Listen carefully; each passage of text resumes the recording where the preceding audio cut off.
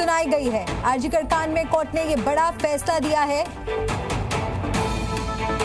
12:30 बजे आज कोर्ट ने दोषी संजय, सीबीआई और पीड़ित परिवार के वकीलों की बातें सुनी।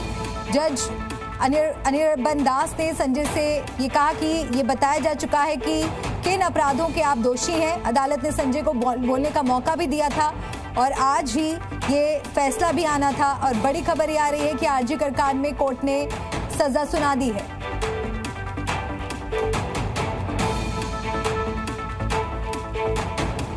मीडिया संवाददाता समित सेन गुप्ता हमारे साथ फोन लाइन पर जुड़ गए हैं। समित, क्या कुछ आया है फैसले में, विस्तार से बताइए। संजय राय जो अभी तक एकमात्र अपराधी के तौर पर चिन्हित किया गया था, उनको आजीवन कारावास का सजा सुनाया गया।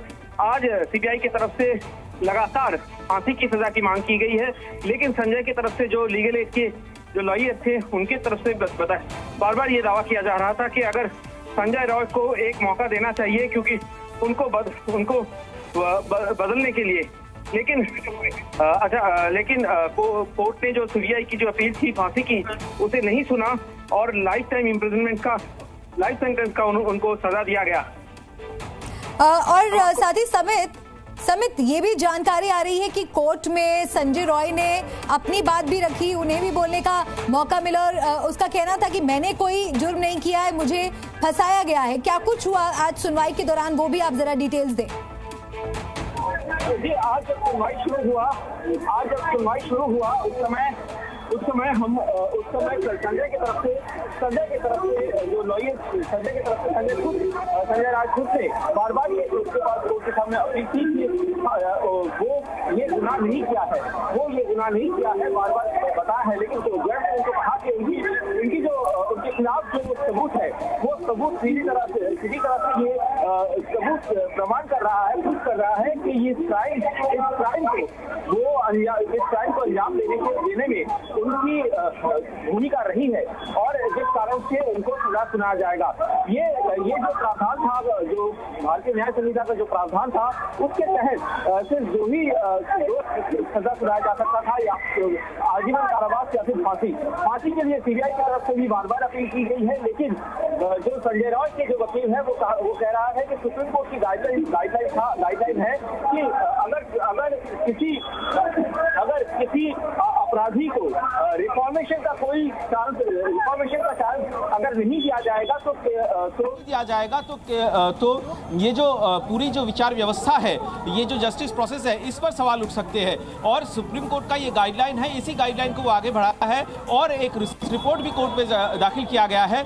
और इस वक्त हम कोर्ट के सामने का ये दृश्य हम आपको दिखाएंगे, जहां पर अभया मंच, यहाँ पे जो लोग लगातार आरजीकर की इस केस में जो आंदोलन कर रहे थे, वो आज भी कोर्ट के बाहर यहाँ पर है। जो जूनियर चिकित्सक, महिला चिकित्सक जिनकी रेप करके हत्या कर दिया गया, उनकी माता पिता भी आज कोर्ट में मौजूद था।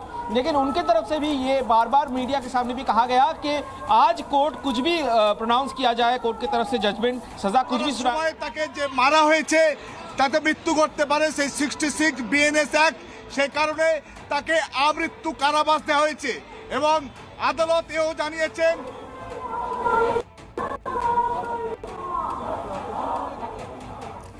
बिल्कुल समित, और देखिए ये एक ऐसा मामला है जिससे ना सिर्फ कोलकाता की जनता आहत थी, बल्कि देश भर में एक गुस्सा, एक उबाल देखने को मिला था। अभी किस तरह की प्रतिक्रियाएं आ रही हैं फिलहाल फैसले के बाद, क्योंकि कई पक्ष थे इसके, और अब आगे की कानूनी प्रक्रिया क्या हो सकती है?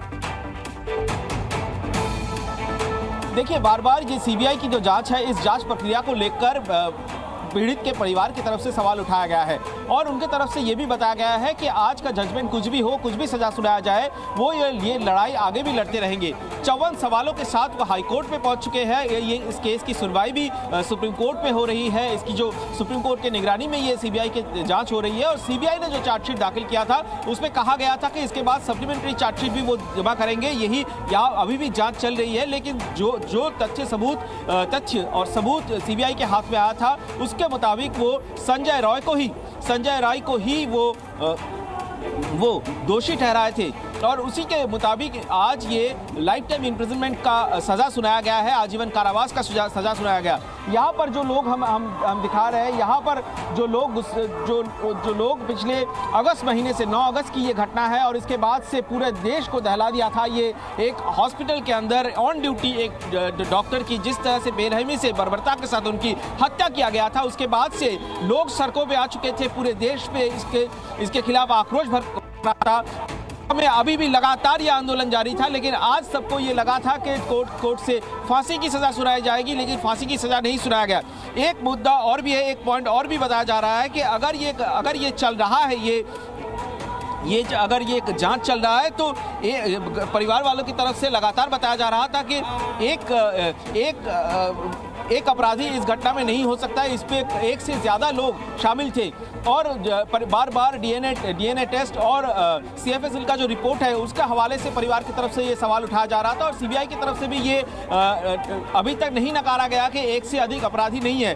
तो अगर एक से अधिक अपराधी है तो क्यों किसी एक को फांसी की सजा सुनाई जाएगी? ये भी अपील थी संजय रॉय के वकीलों की तरफ से। और आज संजय रॉय को पहले ये भी बता दिया गया था कि उनकी या फिर आजीवन कारावास हो सकता है या फिर फांसी